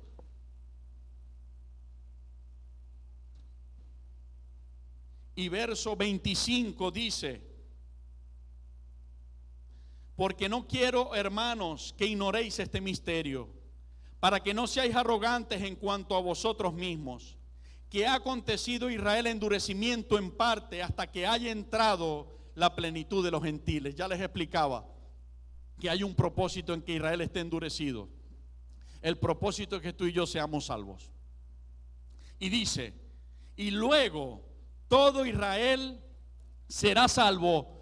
Y el apóstol Pablo, guiado por el Espíritu Santo, cita la profecía dada en Isaías y dice: como está escrito, vendrá de Sión el libertador, que apartará de Jacob la impiedad, y este será mi pacto con ellos cuando yo quite sus pecados. Esto es Romanos capítulo 11 y verso 26. Y miremos cómo dice Isaías capítulo 59 y verso 20. Y vendrá el Redentor a Sión, y a los que se volvieren de la iniquidad en Jacob, dice Jehová. Literalmente el Señor también le mostró a Isaías cómo en aquel día el enemigo vendrá como un río por toda la tierra en contra de Jesucristo y de su pueblo santo, pero el Señor va a levantar bandera y lo va a devastar y lo va a destruir para siempre.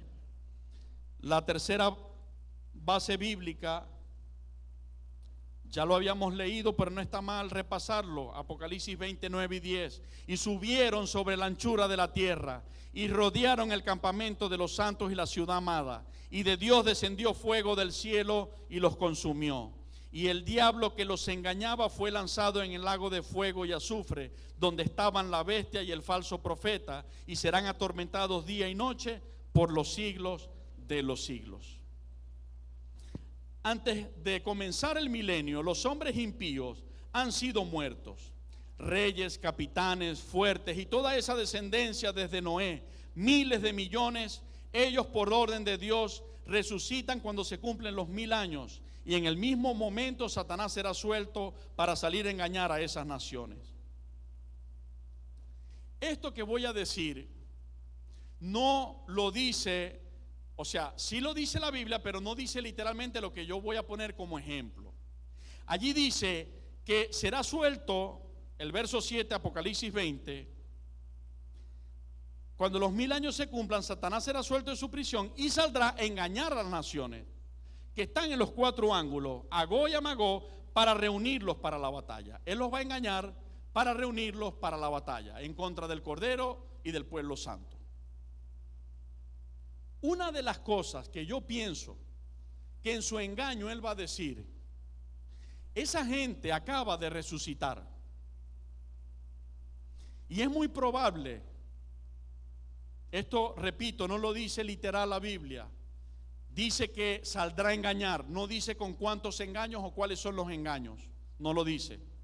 Pero yo estaba meditando y pienso haber recibido del Espíritu Santo que una de las cosas que él podría decirle a las masas que acaban de resucitar es que él es el que los está resucitando, o que él es el que le podría dar la vida. ¿Por qué me inquietó el Señor a meditar en esto? Porque hace unos meses, estudiando esta serie, estuve viendo un documental por allí, viendo unos videos, y vi a una persona influyente en los tiempos de ahorita a nivel mundial siendo entrevistado. Y como es una persona influyente porque tienen dinero, porque tienen gobiernos, porque representan gobiernos, le prestan atención, la gente, las masas de la gente le prestan atención a lo que ellos dicen. Y él estaba diciendo esta barbaridad. No me lo contaron, yo lo escuché. Él dijo: con ejercicio y disciplina es muy probable que nosotros o la generación que viene después de nosotros seamos la primera generación en ser inmortales. ¿Cuántos me escucharon? Hermano, yo no les estoy diciendo un cuentecito de hadas, una cosita, no. Yo les estoy diciendo que recuerden que Walt Disney se mandó a congelar, y ya yo no sé hace cuántos años eso pasó, porque me imagino que Satanás le puso en su corazón con sus pactos que algún día él iba a dar la cura para la muerte o la resurrección. Acordémonos que Satanás es un engañador, y el engaño lo emplea a través de imitar a Dios y a Jesucristo. Satanás quiere lo que Dios es sin él serlo. Quiere la adoración que a Dios le pertenece. Y así como el Padre, el Hijo Jesucristo y el Espíritu Santo son 3 en 1, Satanás se nos presenta, y Dios permite que así sea para que quede descubierto claramente, como en el Apocalipsis, como el diablo, que es la serpiente antigua, la bestia y el falso profeta. Igualmente 3, pero igualmente nada, porque su esencia es totalmente opuesta. Pero ¿qué tiene que ver esto? Que el diablo le está convenciendo a mucha gente de que él les va a poder dar inmortalidad.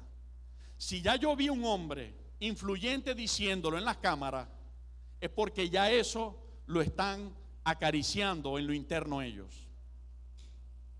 Y quizás esas sean unas bases también para hacerse de búnker, como hace unos días les explicaba, ¿se acuerdan? Para protegerse de un apocalipsis o de lo que se va a devastar en el mundo. Si están haciendo el búnker es porque tienen esperanza que en esos ellos preserven su vida y no mueran allí, lo cual va a ser a la final totalmente fallido. Entonces, una de las mentiras, el enemigo puede decirle a la gente, a las masas: yo soy el que los he resucitado, o yo soy el que les voy a dar vida, porque es engaño, y engaño es mentira. ¿Ok? Es lo que va a decir, son mentiras. Así que pare usted de contar cualquier tipo de mentira. Él le podrá decir a la gente, para que la gente sea convencida de nuevo y venga con sus tropas y sus armas a pelear contra Jesucristo y la santa ciudad de Jerusalén.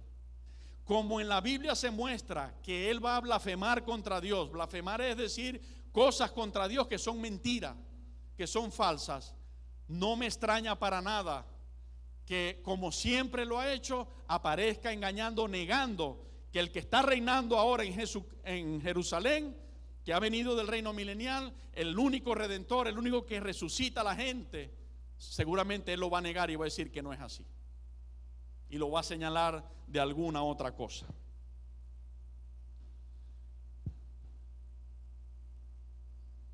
Entonces, en este desarrollo, y volvemos a Ezequiel capítulo 38,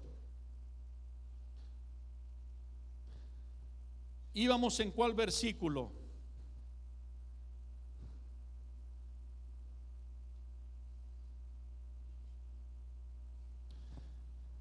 Verso 7. Prepárate y apercíbete tú y toda tu multitud que se ha reunido a ti, y sé tú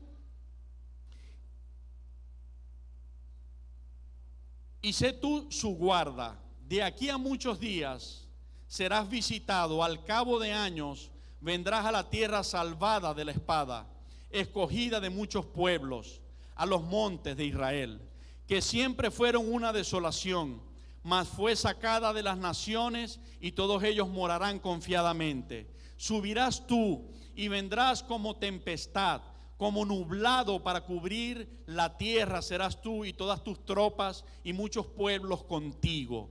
Así ha dicho Jehová el Señor: en aquel día subirán palabras en tu corazón y concebirás mal pensamiento. Y dirás: subiré contra una tierra indefensa, iré contra gentes tranquilas que habitan confiadamente.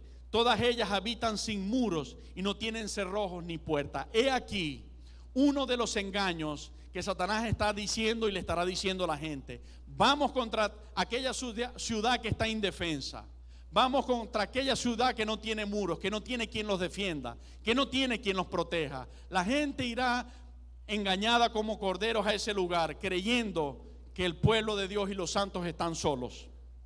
Es lo que está allí describiendo de lo que va a ocurrir. Para arrebatar despojos y para tomar botín, para poner tus manos sobre las tierras desiertas ya pobladas y sobre el pueblo recogido de entre las naciones, que se hace de ganado y posesiones, que mora en la parte central de la tierra. Saba y Dedán y los mercaderes de Tarsi y todos sus príncipes te dirán: ¿has venido a arrebatar despojos? ¿Has reunido tu multitud para tomar botín, para quitar plata y oro, para tomar ganados y posesiones, para tomar grandes despojos? Por tanto, profetiza, hijo de hombre, y di a Gob: así ha dicho Jehová el Señor: en aquel tiempo, cuando mi pueblo Israel habite con seguridad, no lo sabrás tú. Vendrá, se volvió a subir el volumen.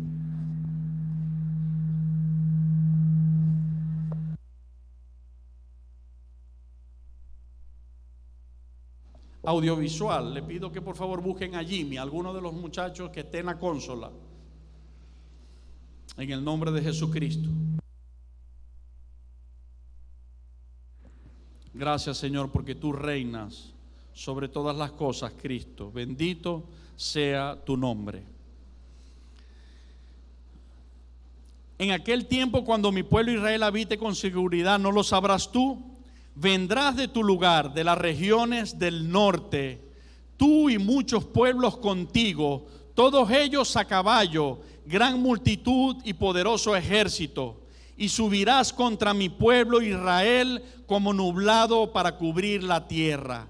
Será al cabo de los días, está hablando al final de los días, esto será en el final de los días, y te traeré sobre mi tierra para que las naciones me conozcan, cuando sea santificado en ti, oh Gob, delante de sus ojos. Por un momento, vemos aquí de dónde vienen y por dónde entran estas masas de gente, este líder y estas masas de ejércitos que van a bajar hacia Jerusalén. El mapa, Carlos, por favor. Y vamos a analizar un momento el mapa de lo que es la tierra donde está Jerusalén, que es en Israel, y quienes le rodean. Si nosotros podemos ver en este continente, aquí está Israel, donde estoy señalando. Aquí está Israel. ¿Ok? Si nosotros miramos hacia el norte, vamos a alejar la imagen, vamos a comenzar a ver países como Líbano, Siria, lo alejamos más, allá está Turquía, Bulgaria, Rumania, allá arriba está Rusia, Ucrania, y pare usted de contar, allá está China, y los países asiáticos están al norte de Israel. Nosotros vemos que Dios viene hablando claramente al profeta para que se entienda y se sepa cómo van a venir, cómo va a ser todo. Y si vemos en el mapa, es impresionante. ¿Cuál es la nación que en las últimas décadas se ha hecho de los poderíos militares más ostentosos en toda la tierra? Hasta hace un tiempo se hablaba de Estados Unidos, pero desde hace un tiempo para acá se habla de Rusia. La gente que simpatiza con la nación de Rusia y los que no simpatizan también, que estudian y ven las noticias, dicen que las armas nucleares y sofisticadas que tiene Rusia no las tiene nadie.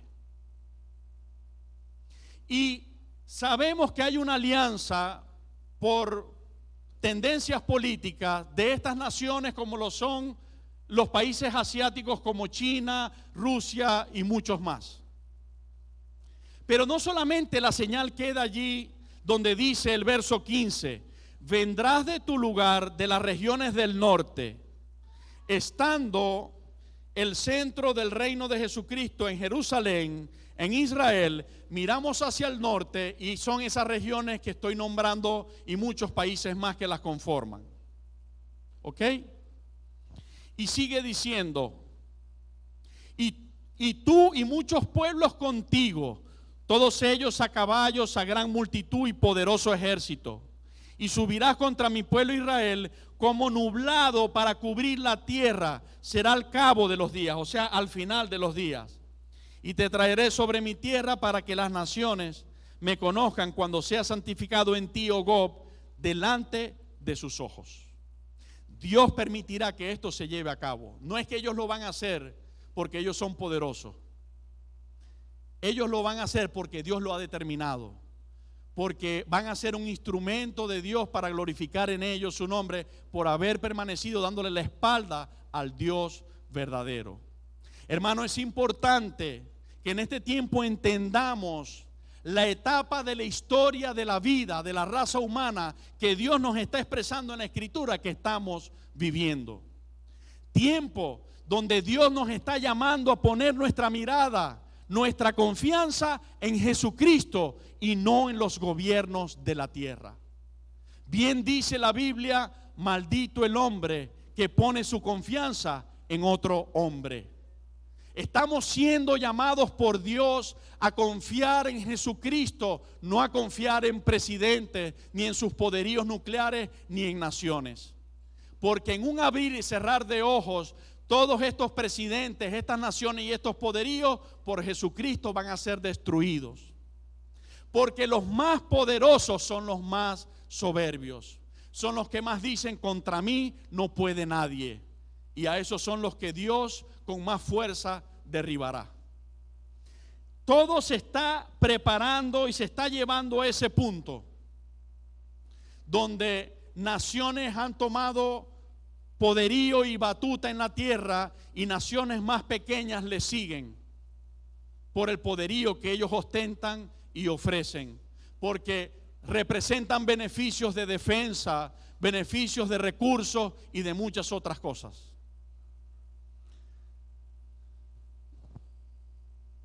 No solamente dice allí en la visión Ezequiel que vienen bajando del norte y de su lugar. De su lugar habla de la cabeza. No es que son solamente esos países. No quitamos el mapa aún. Todos los países de la tierra, la gente que murió de esos países, siendo impíos, se van a unir a esos ejércitos. Pero la cabeza va a ser desde allí. Desde allí es donde el Señor habla de Gog, un líder soberbio, un líder que se hace poderoso, que viene representando esas masas y los viene liderizando para la batalla. ¿Ok?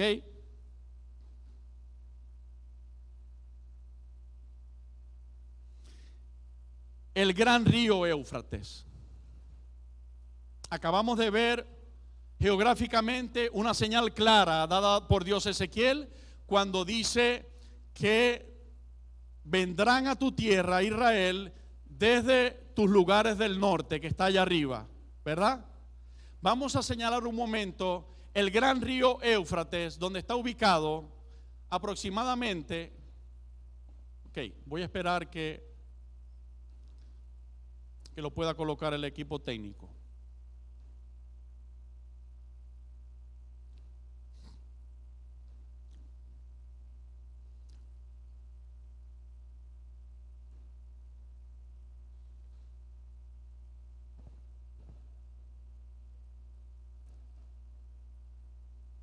Ok, hijo, si colocas el mapa de ahorita, yo sé dónde está, porque lo estudié. Más o menos lo puedo señalar si se te hace difícil por allí.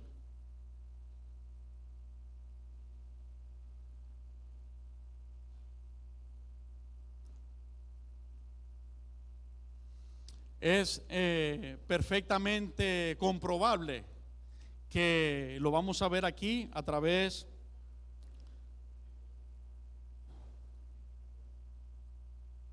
Ok, entonces decimos que aquí está Israel, aquí está Israel y aquí está Jerusalén.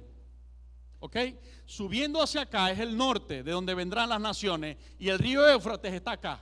Es más o menos esta franja que divide o interfiere el paso para bajar por tierra hacia Israel. ¿Ok? ¿Cuántos van conmigo? Cuando ustedes pueden meterse en su casa y si ustedes colocan map Éufrates, les va a señalar así esa franja de ese río que parte la tierra en dos, para que me entiendan. Y la parte en dos entre las regiones del norte de Israel, que estoy hablando de Rusia, de Asia, de China, de Siria, de muchos países que están al norte de Israel, ¿verdad? Y el gran río Éufrates pasa entre ellos dos. Como estos ejércitos, muchos van a venir, la mayoría van a venir por tierra porque se les muestra que vienen sobre la tierra, tapándola.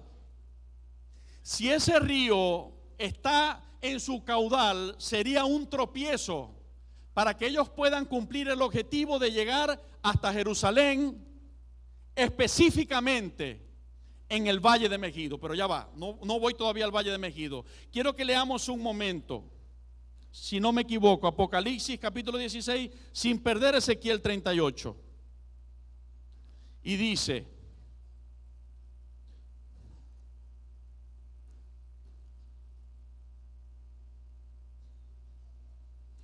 Apocalipsis capítulo 16 y verso 12, dice: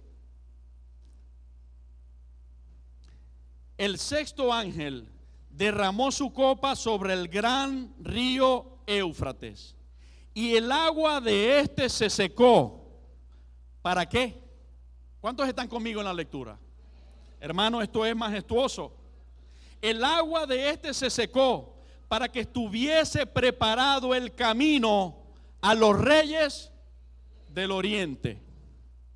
Y vi salir de la boca del dragón y de la boca de la bestia y de la boca del falso profeta 3 espíritus inmundos a maneras de ranas, pues son espíritus de demonios. Lleven el hilo, hermanos, lo que el Señor está explicando, que hacen señales y van a los reyes de la tierra en todo el mundo. Ahí no está hablando solamente de esa franja. Dice que van a todos los presidentes de toda la tierra en todo el mundo. Espíritus de demonios haciendo señales, cautivando la atención de los presidentes, diciéndoles: si me haces sacrificio, si te pactas conmigo, yo te doy poder y nadie te quita, por ejemplo. ¿Ok? Y dice: son espíritus de demonios que hacen señales y van a los reyes de la tierra en todo el mundo para reunirlos a la batalla de aquel gran día del Dios Todopoderoso. He aquí yo vengo como ladrón, bienaventurado el que vela y guarda sus ropas para que no ande desnudo y vea su vergüenza. Y los reunió en el lugar que en hebreo se llama Armagedón, esto es, en el valle de Megido. Ok, gracias. Ok, aquí hay demasiadas cosas claras. Nos volvemos a ubicar y aquí está Israel. Ya, déjalo allí. Aquí está Israel. Allá están los reyes del oriente y del norte, los presidentes y las naciones. Aquí está el río Éufrates. Y frente a Israel aquí está el valle de Megido, lo que en hebreo es Armagedón. Entonces, esas tropas van a venir de todo el mundo, pero se van a concentrar en el norte de Israel, que puede ser Rusia, China, Siria, en ese continente, según lo que Dios está diciendo en la palabra. Y después de reunirse, van a venir hacia Israel, y para que puedan pasar por el gran río Éufrates, un ángel enviado por Dios herirá el río Éufrates y lo secará, y ellos pasarán en seco y seguirán bajando y llegarán al valle de Megido, que está justamente enfrente de Jerusalén.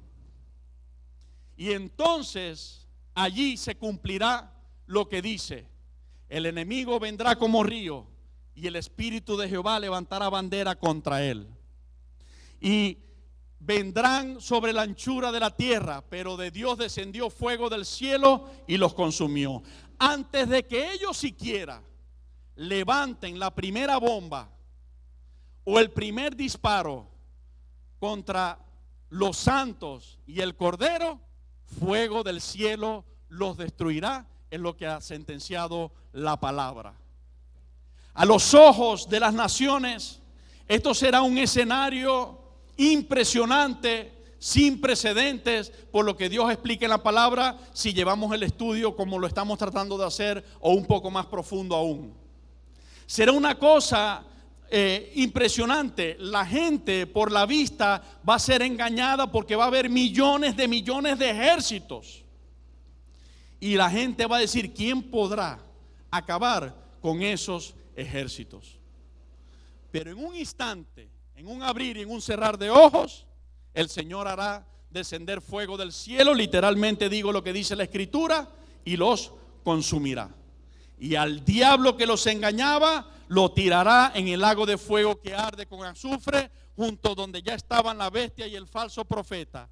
Y allí serán atormentados por siempre, por los siglos de los siglos. Si nosotros vemos, hay una similitud también mostrada al profeta Isaías en el capítulo 10 con el rey de Asiria.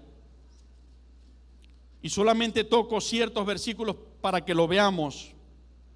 La similitud con Asiria como instrumento de Dios. Si vemos en el capítulo 10 de Isaías, el verso 5 y 6 dice: oh Asiria, vara y báculo de mi furor, en su mano he puesto mi ira.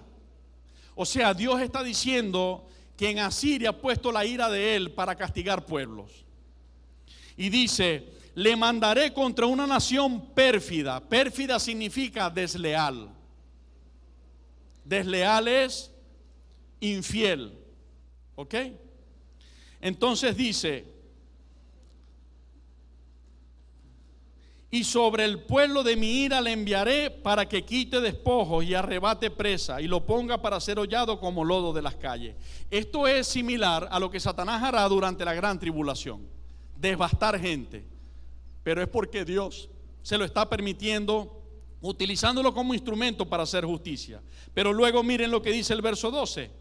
Pero acontecerá que después que el Señor haya acabado toda su obra en el monte de Sión y en Jerusalén, castigará el fruto de la soberbia del corazón del rey de Asiria y la gloria de la altivez de sus ojos.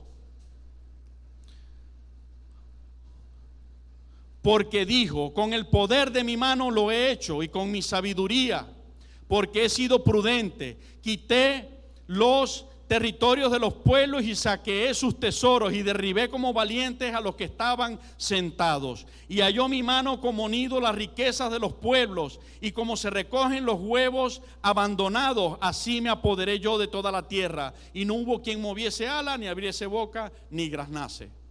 O sea, en resumen, en un momento se le verá al diablo en la gran tribulación con mucha soberbia y poder, pero es porque Dios se lo ha permitido para utilizarlo para castigar. Pero cuando Dios haya cumplido su castigo, Dios mismo castigará al diablo por su soberbia. Y esto es lo que termina, lo que estoy relatando, el final. Al haber el Señor destruido, y pido al grupo de teatro Más que Vencedores que se vayan acercando al templo y se vayan preparando.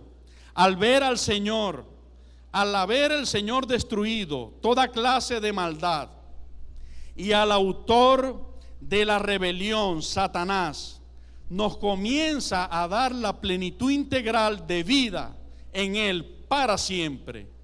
Y recuperamos en Cristo lo que en Adán habíamos perdido.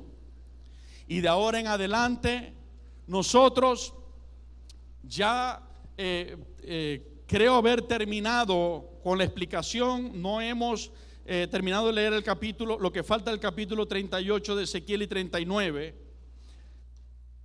pero no hace otra cosa que describir, sigue describiendo a detalle cómo va a venir Gog y Magog con Satanás en aquel tiempo y cómo va a ser destruido Gog y Magog, creyendo que ellos van a poder con Jesucristo y su tierra Israel. Sería bueno que al menos lo leamos para hacer el cierre de esta etapa de la enseñanza. Y veníamos ya en el verso 16, leemos 17. Así ha dicho Jehová, después de que explicamos que dice que viene de esa parte geográfica del norte de Israel y que el río Éufrates es secado y que llegan al valle de Megido y que ahí es la batalla.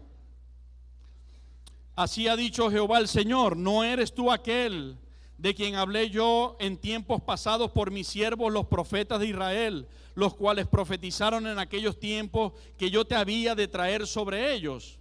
En aquel tiempo, cuando venga Gog contra la tierra de Israel, dijo Jehová el Señor, subirá mi ira y mi enojo, porque he hablado en mi celo y en el fuego de mi ira, que en aquel tiempo habrá gran temblor sobre la tierra de Israel, que los peces del mar, las aves del cielo, las bestias del campo y toda serpiente que se arrastra sobre la tierra y todos los hombres que están sobre la faz de la tierra temblarán ante mi presencia, y se desmoronarán los montes y los vallados caerán y todo muro caerá a tierra. Y en todos mis montes llamaré contra él la espada, dice Jehová el Señor. La espada de cada cual será contra su hermano. Y yo litigaré contra él con pestilencia y con sangre, y haré llover sobre él, sobre sus tropas y sobre sus muchos pueblos que están con él, impetuosa lluvia y piedras de granizo, fuego y azufre. Si notamos, ese versículo es igualito o muy parecido al que dice allá donde estamos estudiando en Apocalipsis capítulo 20, que fuego del cielo caerá sobre ellos y los consumirá. Y seré engrandecido y santificado, y seré conocido ante los ojos de muchas naciones, y sabrán que yo soy Jehová. Tú pues, hijo de hombre, profetiza contra Gog y di: así ha dicho Jehová el Señor, he aquí yo estoy contra ti, oh Gog, príncipe soberano de Mesec y Tubal, y te quebrantaré y te conduciré y te haré subir de las partes del norte. Lo vuelve a decir, lo vuelve a afirmar. Y te traeré sobre los montes de Israel, y sacaré tu arco de tu mano izquierda, y sacaré tu arco de tu mano izquierda, y derribaré tus saetas de tu mano derecha. Sobre los montes de Israel caerás tú y todas tus tropas y los pueblos que fueron contigo. A aves de rapiña de toda especie y a las fieras del campo, te he dado por comida sobre la faz del campo. Caerás porque yo he hablado, dice Jehová el Señor. Y enviaré fuego sobre Magog y sobre los que moran con seguridad en las costas, y sabrán que yo soy Jehová. Y haré notorio mi santo nombre en medio de mi pueblo Israel, y nunca más dejaré profanar mi santo nombre. Y sabrán las naciones que yo soy Jehová el Santo de Israel. He aquí, viene y se cumplirá, dice Jehová el Señor. Este es el día del cual he hablado. Ok, voy a detener la lectura hasta allí de esta parte, pero les inquieto a que ustedes en un tiempo en su casa puedan terminar de leer el capítulo 39, porque hay una riqueza literaria de exposición del Espíritu de Dios a través del profeta para nosotros, la iglesia, increíble. Le he mostrado unas cuantas cosas, creo las más importantes, pero no dejan de ser muy importantes las otras que nombra, y todas ellas nos llevan a ese punto y a ese lugar. Ok.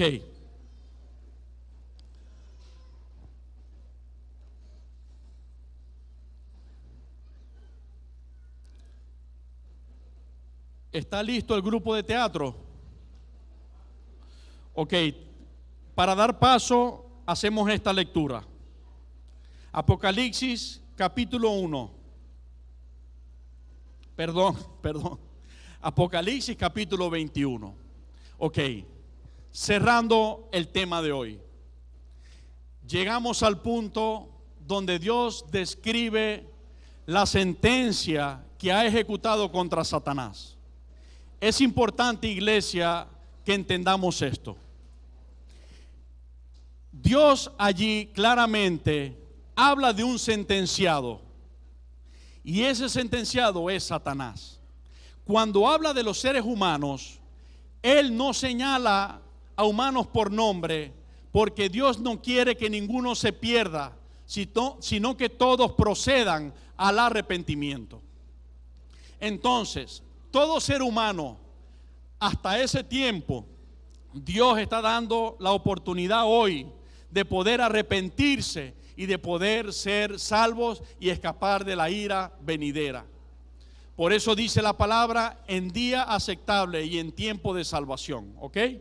Entonces, cuando ya esto se cumpla, esta sentencia sea cumplida, podemos ya imaginarnos que en nuestro ambiente, donde nosotros estemos con el Señor, en esa Jerusalén restaurada, en ese cielo nuevo y tierra nueva restaurada por el Señor, no habrá Satanás, no habrá falso profeta, no habrá bestia, porque todos han sido destruidos. El Señor ha dejado claro que ha acabado con toda hueste de maldad de las tinieblas. Y yo puedo introducir diciendo que allí comenzará para nosotros un gran trayecto de la vida plena y abundante en Jesucristo. Porque cuando la raza humana comenzó con Adán y Eva, Satanás existía en la tierra, desterrado del cielo. Y por eso vino y se encarnó en una serpiente para engañarlos a ellos. Y ha seguido engañándonos, tratándonos de engañar a nosotros. Pero entonces no habrá ya Satanás, porque ya ha sido destruido. Hermanos, pero para llegar a este punto es el tiempo de agarrarnos de Jesucristo con todo nuestro corazón, de apartar las demás cosas a un lado y de poner a Cristo como el primero y el único Salvador de nuestras vidas, que Dios el Padre así ha determinado. Apocalipsis capítulo 21, desde el verso 1 hasta el 8 dice: vi un cielo nuevo y una tierra nueva, porque el primer cielo y la primera tierra pasaron, y el mar ya no existía más. Y yo, Juan, vi la santa ciudad, la nueva Jerusalén, descender del cielo de Dios, dispuesta como una esposa ataviada para su marido.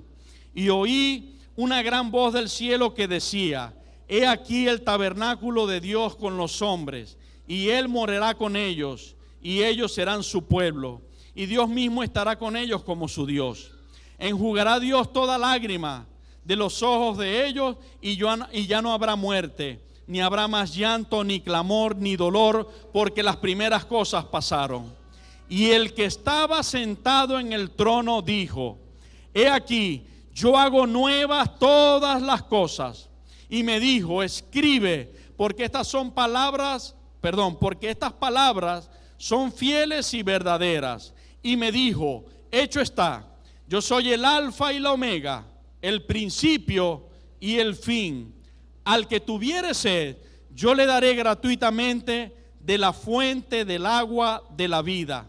El que venciere heredará todas las cosas, y yo seré su Dios y él será mi hijo. Pero los cobardes e incrédulos, los abominables y homicidas, los fornicarios y hechiceros, los idólatras y todos los que arden con fuego, y todos los mentirosos tendrán su parte en el lago que arde con fuego y azufre, que es la muerte segunda.